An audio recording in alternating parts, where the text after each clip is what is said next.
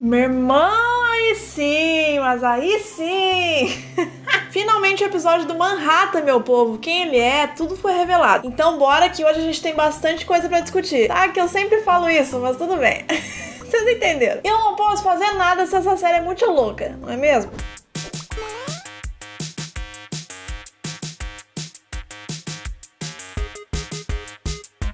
Se caiu de paraquedas aqui no canal, estamos quase na reta final de Watchmen. Se inscreve se ainda não é inscrito, ativa a sinetinha pra não perder os próximos vídeos. E se já é inscrito, é aquele esquema, né? Deixa o like pra apoiar o movimento.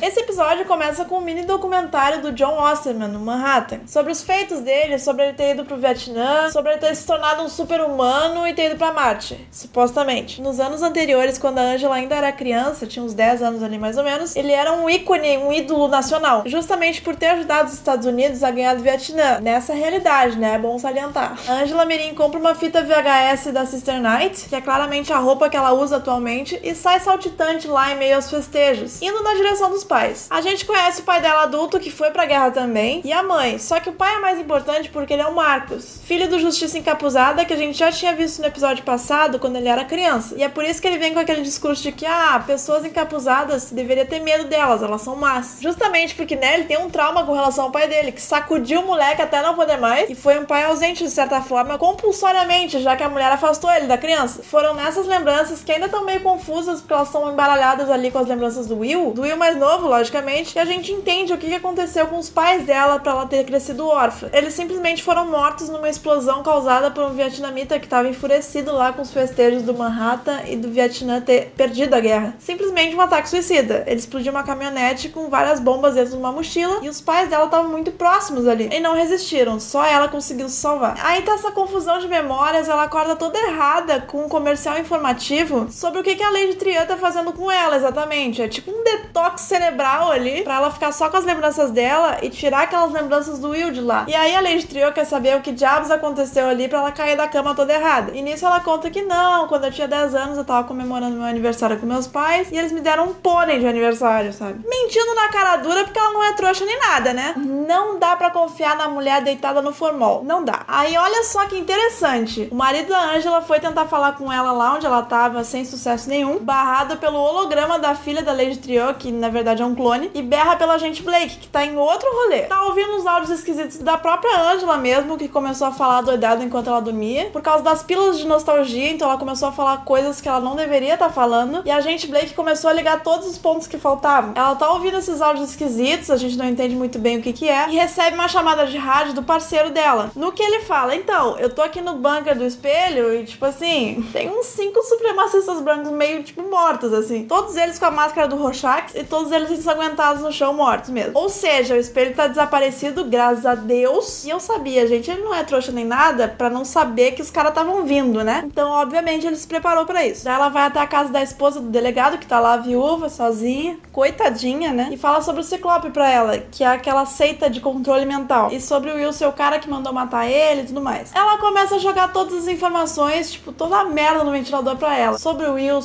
ser o Justiça Encapuzada. E começa a perguntar certas coisas pra ela muito pertinentes sobre essa seita e sobre os amigos do delegado. Talvez eles fossem supremacistas brancos também, nunca se sabe. Sobre o senador também, jogou tudo, meio que dane-se. E eis que ela comete o único erro que ela cometeu até agora. E se ferrou pela primeira vez porque ela deu muita confiança pra essa vaca. Ela simplesmente começa a falar, não, tu tá certa mesmo, é isso tudo que tu tá falando. Tá certíssima nas investigações, calma aí. Aí ela pega um controle e ativa um botãozinho no sofá. Ele primeiramente trava, né? Ela fica tipo, o que tu tá fazendo, sua velha louca? E finalmente o botão funciona com certa relutância e ela cai num buraco junto com o sofá. E ela ainda tem a pachorra de perguntar no telefone, tipo, então, a mulher tá aqui, tu quer que eu mate? O que tu quer que eu faça? Volta pra Angela e a filha da Lady Trian tá mostrando lá uns desenhos pra ela identificar algumas coisas, quem era mais confiável, quem é que tava mais com raiva. E ela ficou tipo, tá, mas o que isso tem a ver com o tratamento que eu tô fazendo? E ela disse, não, é só pra minha dissertação da faculdade, tipo... A pirralha já tava se formando, super nerd, e o filho da Angela, que tem a mesma idade dela, tinha dificuldade pra ler um livro inteiro, sabe? E aí ela começa a fazer perguntas mais pessoais de enxerida mesmo, tipo, se tu não quer que teus filhos se preocupem contigo, por que tu é policial? E isso é aquele gatilho pra ela puxar coisas da memória dela, sobre ela conseguir identificar o suspeito que ajudou na explosão, e sobre se juntar às forças do Vietnã quando fosse mais velha. Inclusive a mulher dá um distintivo pra ela fala, nos procura quando for mais velha. E isso de ser policial sempre ficou com ela, assim, desde os 10 anos. Quando ela retorna dessas lembranças, a menina tá dizendo que ela também tem uns sonhos estranhos. Ela fala um pouco desses sonhos e pergunta pra Angela como é que é. O que ela sentiu, se ela sentiu dor, tristeza, tudo que o Will tinha sentido. E ela falou que sim, tudo. E nisso tem essa transição linda e maravilhosa dos olhos da Angela pra onde o Ozymandias tá. Ele tá sendo julgado pelas próprias criaturas que chamam ele de patrão. E tem de tudo, inclusive a acusação que tá sentando o sarrafo dele, dizendo que ele é um genocida. Ou seja, uma mulher mandando super bem na argumentação. Tem o juiz mascarado. E o acusado, né, que quando é perguntado do tipo, qual é a sua defesa? Ele dá um peidão. Tipo, literalmente o cara dá um peido no meio do negócio. E conclui do tipo, defesa concluída. Ou seja, ele está cagando pro que tá acontecendo ali. E aí, nossa, vem uma sucessão de dorgas ali. Porque assim, depois disso, depois do cara dar um peidão aleatório, abre uma porta e sai um monte de porcos de lá. E aí o juiz pega um dos porcos, o porco começa a berrar enlouquecidamente. E o cara fala, culpado! É isso aí. A gente fica tipo, oi? Já que o porco falou, tá falado. Todo mundo começa a apontar pra ele, dizendo, culpado, culpado, culpado, culpado. E cara, ele começa a chorar. Real. Nessa parte dos Ozymandias, eu tô meio que boiando ainda, tá? Porque eu nunca tinha visto ele vulnerável desse jeito. Então, né, resta saber o que vai acontecer com ele. Se os supremacistas brancos vão resgatar ele de lá, já que ele mandou um recado, se ele vai ser executado e o que vai acontecer ali. Porque ele tem muito pouco tempo. E talvez tudo aconteça depois da ativação do relógio do milênio. E meio que, sei lá, talvez ele tenha perdido as esperanças de ser salvo de lá. Enfim, numa conversa despretensiosa, a Lady Trio fala que a filha dela, na verdade, é a mãe dela. Sim, agora a gente entende porque que a mina é um gênio, né? Ela é uma senhora de 80, 90 anos, obviamente ela vai ser fora da curva. Fala sobre outras coisas também, sobre o relógio do milênio e tal, mas ela não se aprofunda muito. Voltando pra gente Blake, que tá naquele buraco, literalmente, ela encontra com o senador. E é simplesmente debochadíssima com ele, do tipo, eu estou cagando pra essa situação toda, tu sabe, né? E eis que ele me manda essa.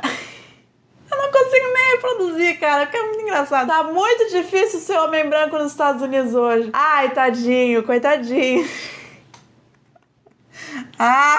Enfim, a Lady Trio tá lá depois falando num discurso sobre as conquistas dela, sobre os fracassos dela na carreira também, que foram poucos, né? Foram só as pílulas nostálgicas e o resto foi só sucesso, porque ela era um gênio. E a Angela aproveita pra se esgueirar ali e ver se encontra o Will. Ela não tava autorizada a encontrar com ele porque poderia bagunçar ali as memórias dela com as dele e tudo mais. Só que o que ela encontra na real é um mamute dormindo, que tá ligado a ela e ela tira o tubo assim, tipo, né? Isso bagunça todas as memórias ali na cabeça dela. As memórias começam a se misturar de novo, só que de maneira ordenada. Isso tudo enquanto a avó dela fala que quer levar ela pra Tulsa e tudo mais, e ela se encontra com a avó pela primeira vez. O problema que a gente descobre nessa conversa é que ela já tinha uma condição no coração dela, que ela já tinha tido um infarto, e acaba por ter um infarto no meio da rua, antes mesmo de fazer qualquer coisa. Ou seja, a Angela nem teve tempo de conviver com a avó dela. E é engraçado porque essa memória é tão forte pra ela que foi o que fez ela retornar das memórias do Will. Mas beleza, a Angela então volta pra realidade, aparentemente já desintoxicada, e vai parar numa sala com um globo azul. Ele mostra todas as ligações a nível mundial das cabines azuis, que a gente já tinha visto a agente Blake conversando no terceiro episódio. Quem comanda aquelas cabines na real é a Lady Trio. E ela revela que na verdade o Manhattan não tá em Marte coisíssima nenhuma, ele tá em Tulsa mesmo, só que ele tá escondido sob a pele humana. E a frase que a Lady Trio fala quando ela vai introduzir tudo isso é muito engraçado, que ela fala assim, então, a gente vai parar com essa punheta aí, vai conversar sério uma com a outra ou o quê? Aí ela conta o plano da 7ª Cavalaria, né, que é a destruição da porra toda, basicamente. E ela tá lá também pra impedir isso. E caraca, eles deixaram a revelação para o final. Quando a Angela volta pra casa, sem máscara, sem nada, ela tá sendo vigiada pelos Rorschach, a casa, né? E ela fala pro marido, então, preciso que tu calhe a boca e me escute.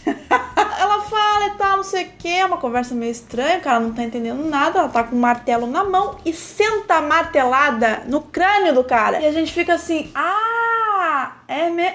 ele é o John?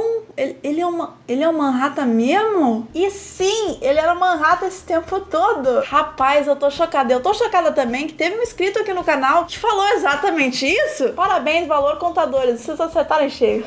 A ideia de se camuflar como marido dela foi ideia dele, na verdade. E também, claro, pra dar certo ele tinha que esquecer por um momento que ele era o John. E pro próximo episódio, já que esse foi meio que de respiro, ainda que tenha tido uma revelação bombástica, eu acho real que a porradaria vai estancar. Porque faltam só 2 episódios pra encerrar essa temporada incrível. E é claro, eu imagino que o episódio vai começar tranquilo, com o background dos dois, como eles se conheceram, como se apaixonaram. E, gente, não subestime uma mulher com consolo azul, porque a gente Blake já tinha farejado isso. Ela dizia na cara da Angela que o marido dela era um gostoso, que ela tinha que se cuidar.